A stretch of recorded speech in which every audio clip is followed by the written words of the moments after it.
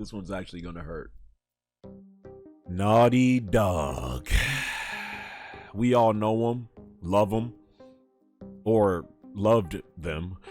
At one point in time, were looked at as the standard of what makes a great game developer. They literally were a part of the reason why I started my whole YouTube channel and became a mega fan of them over the years. With their game creativity, passion, and consistency with delivering great games throughout multiple generations of PlayStation platforms, Naughty Dog simply couldn't miss for many, many years. Over the years, however, they've started to show some cracks and chinks in their armor. The fan favorite developer that seemingly were always a bright spot for the PlayStation brand has started to have multiple instances of controversy and splitting their fan base with no clear goal of what the company has planned for the near future. It would seem that the studio that once could do no wrong and had this magical aura about them has now entered a new era. Now, I want to be clear before I get into this video. This is not going to be another let's all hate on Naughty Dog and how they've gone woke video. There is an overabundance of those styles of videos spread across YouTube. So if that's what you're searching for, I'm sure you can find it.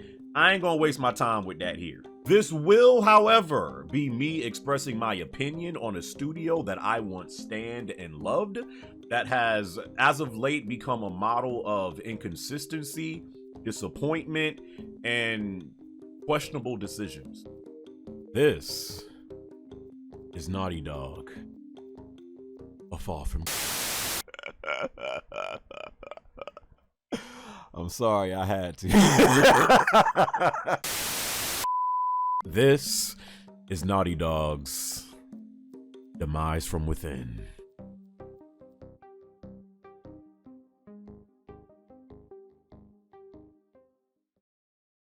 Listen, man, I could sit here all day long and talk about the impact that Naughty Dog has had on the gaming industry. We know this. We know this. What they've meant to the PlayStation brand from generation to generation. The great memories they've provided to many of us over the years.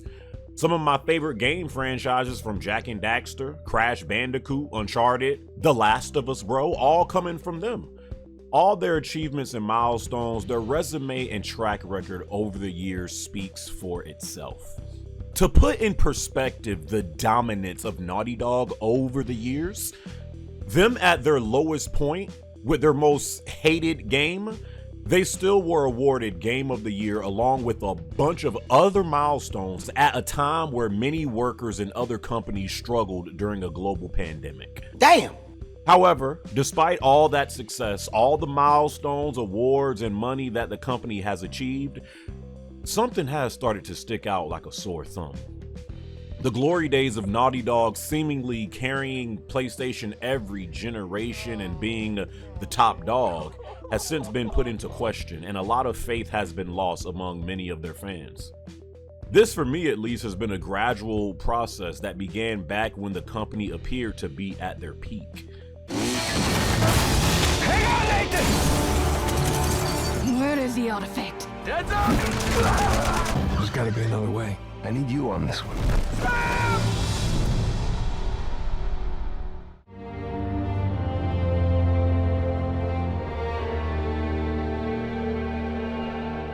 You ever wonder, like, different choices, how we might have ended up? No. I like the hand we've been dealt. Uncharted 4 was an instant hit for the PlayStation 4 when it released in the spring of 2016. Not only being one of the best games we've seen during the PlayStation 4 era, many Uncharted fans thought it was the best installment in the series. Uncharted 4's development wasn't all sunshine and rainbows, however. As some of you may know, at the time, Amy Hennig was Uncharted 4's lead creative director before she and game director Justin Richmond left the company in 2014. Good old Neil Druckmann and Bruce Straley, who has also since left the company, stepped into their places to complete development of the game, where it was said about 8 months of Uncharted 4's original story from Amy Hennig had been scrapped. It's been said Uncharted 4's story was planned to have a much darker tone in Amy Hennig's version of the game, potentially with there being a revenge plot for Nathan's brother, Sam, coming after Nathan as hinted in the first teaser we saw. I lost 15 years. buried alive, erased. You left me, rotting in that hellhole, and never looked back. But you can't outrun the past. And when it catches up, when all your lies collapse around you, I'll be there, sifting through the wreckage. You owe me.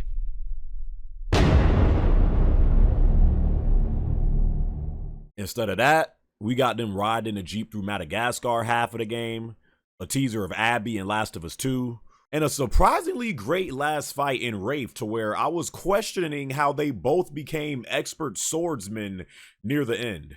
The deletion of the original story, as you can imagine, caused difficult times during the development of Uncharted 4.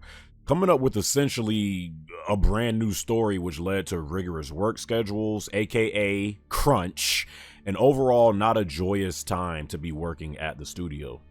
So much so, after the release of the game, 70% of the team was said to have left due to working conditions.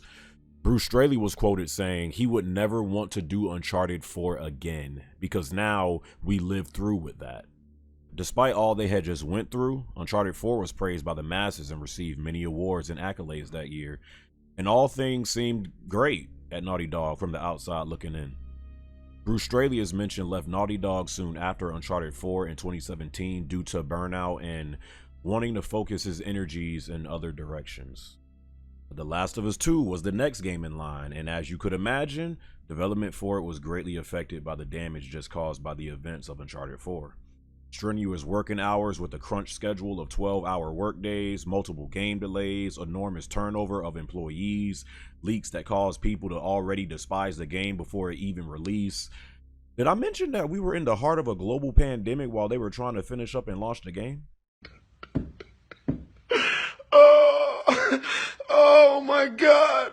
Yet again, though, much like Uncharted 4, Last of Us 2, though a little more controversial and divisive, was met with many accolades and praise, and even won Game of the Year that year when things inside the Naughty Dog walls were pretty much on fire at that point. The company had essentially lost its identity from within in just a few short years after losing key team players and vets, all while achieving the highest praise and success simultaneously. In other words, the two biggest franchises that Naughty Dog rose to glory with and made PlayStation the powerhouse we see today, also, essentially, were the same two games that gutted the team from within at the same damn time. Even more of Naughty Dog staff was said to have left after Last of Us 2's release, which at this point, it didn't seem like something they could afford after already being spread thin. But hey, as long as the public praise keeps coming in, everything is all good, right? Right? Fast forward a few years later, and here we are today.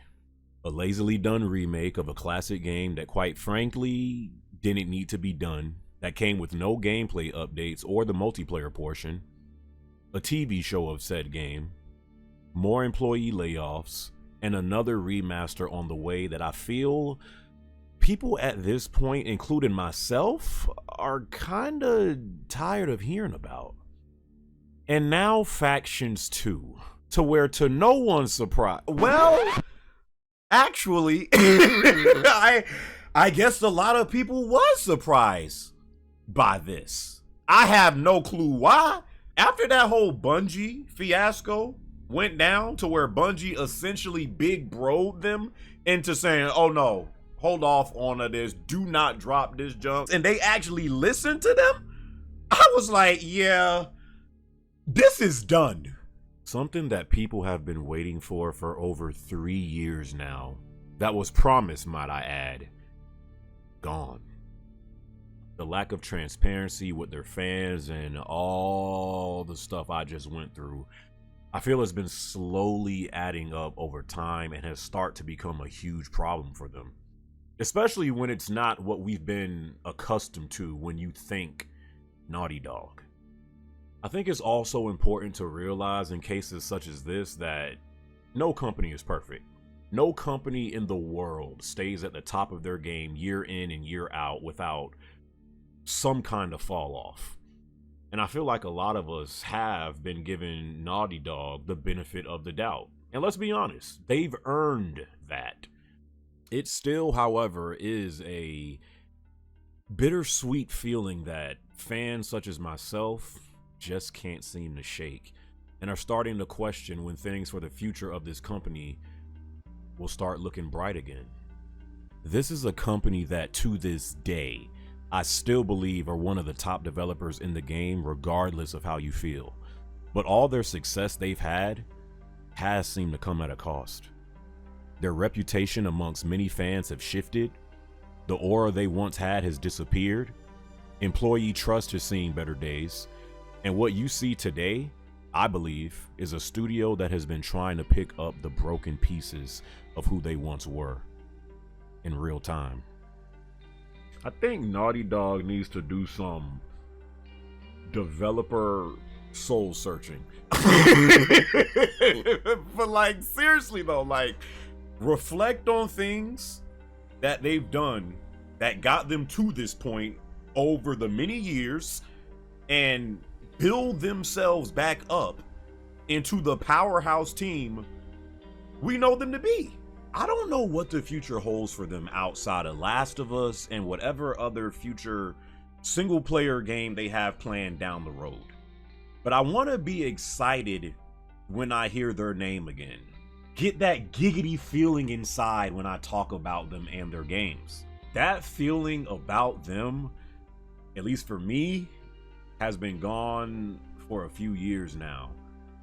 And I'm hoping and looking forward to the day to where it hopefully returns.